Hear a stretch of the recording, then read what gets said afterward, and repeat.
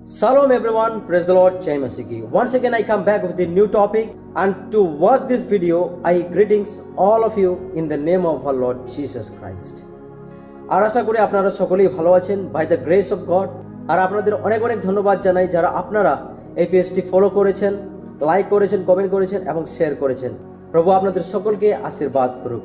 আর যারা আপনারা এখনো পেজটি ফলো করেননি অবশ্যই এই পেজটি ফলো করবেন। এবং যারা আপনারা আমার আইডিতে ফ্রেন্ড রিকোয়েস্ট সেন্ড করছেন তাদেরকে বলি আপনারা আমার আইডিতে ফ্রেন্ড রিকোয়েস্ট সেন্ড না করে এই পেজটিকে ফলো করবেন। আর চলুন আমরা আর বেশি দেরি না করে আজকের বিষয়ে ফিরে আসি। আজকের বিষয় হলো মানুষ কেন পরিশ্রম করে।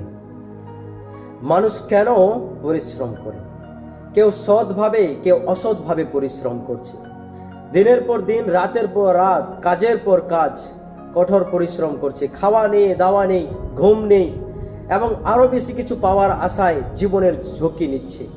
শুধু কি তাই, এমনকি মানুষ দালালি করছে, মিথ্যার আশ্রয় নিচ্ছে, প্রতারণা করছে, অধিকার পাওয়ার আশায় হত্যা, মারামারি, ঝগড়া, মিথ্যা প্রতিশ্রুতি করছে।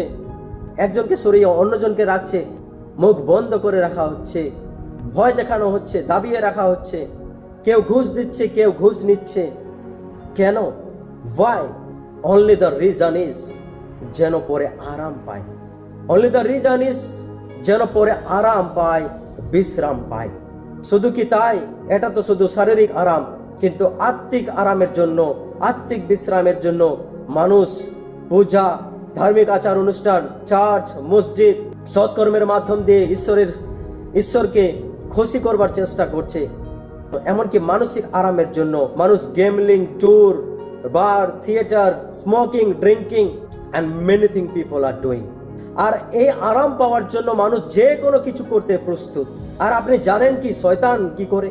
যে জিনিস ঈশ্বর আমাদের দিতে চায় সেটাকেই শয়তান আমাদের সামনে সস্তা বানিয়ে রেখে দেয়।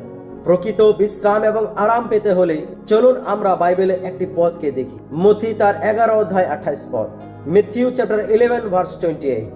Here it is written like that, হে পরিশ্রান্ত ভারাক্রান্ত লোক সকল আমার নিকটে আইসো, আমি তোমাদিগকে বিশ্রাম দেব। হে সব পরিশ্রম करने वाले और बोझ से दबे हुए लोगों, मेरे पास आओ, मैं तुम्हें विश्राम दूंगा।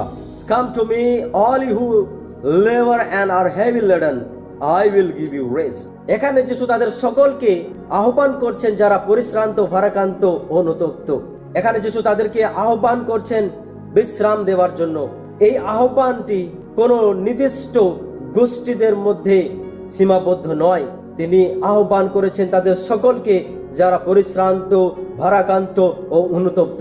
তাদের পাপের বোঝ তার কাঁধে তুলে নেবেন। যিশু বলেছেন তাদের পাপের বোঝ তার কাঁধে তুলে নেবেন। এই প্রকৃত বিশ্রাম এবং আরাম ও শান্তি পেতে হলে আপনাকে অবশ্যই প্রকৃত শান্তিদাতা যীশু খ্রিস্টের কাছে আসতে হবে। প্রকৃত শান্তিদাতা যীশু খ্রিস্টের কাছে আসতে হবে। মন দিয়ে শুনবেন, এখানে খ্রিস্টান হবার কথা বলা হচ্ছে না, এখানে যীশু খ্রিস্টের কাছে আসার কথা বলা হচ্ছে। যীশু খ্রিস্টের কাছে আসতে হবে, খ্রিস্টান হতে হবে বলা হয়নি। আর যীশু যে বিশ্রাম দেন, এই বিশ্রাম আপনি কোনো স্থানে না কোনো ব্যক্তির কাছে পাবেন, শুধুমাত্র শান্তিদাতা যীশু খ্রিস্টের কাছেই আপনি পাবেন। আর যে বিশ্রাম যীশু দেন তা কোনো কর্মবিরতি নয়, তা হলো আত্মিক বিশ্রাম। এটা হলো অন্তরের শান্তি, এটি হলো ভয় ও উদ্বেগ থেকে মুক্তি, এটি হলো আপনার আত্মার বিশ্রাম। আর এই বিশ্রাম চিরস্থায়ী। It's not a temporary, it's a permanent. Again I say, it's not a temporary but it is permanent. এই বিশ্রাম আনন্দ ও প্রশংসায় পূর্ণ, ভালোবাসা ও সহযোগিতায় পূর্ণ।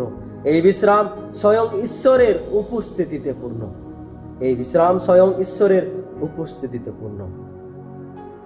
ধন্যবাদ শেষ পর্যন্ত ভিডিওটি দেখবার জন্য। প্রভু আপনাদের সকলকে আশীর্বাদ করুন। Thank you so much. God bless you.